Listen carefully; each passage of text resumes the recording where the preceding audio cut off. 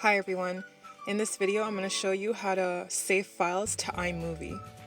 So first you're going to want to open up to the App Store and download an app called My Media.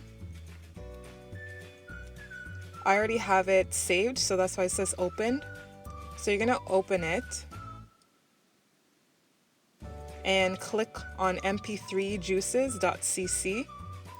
Type in the file, the name of the song or video,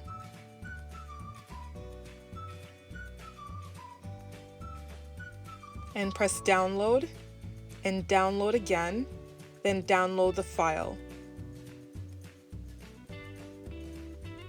You're going to want to save the file.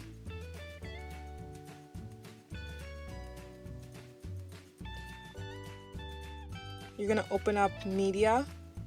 I have a bunch, but you should only have the one, but mine's at the bottom.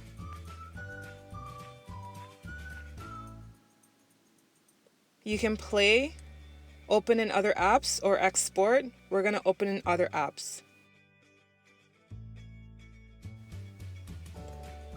And copy to iMovie. Now you can use an existing file or create a new file.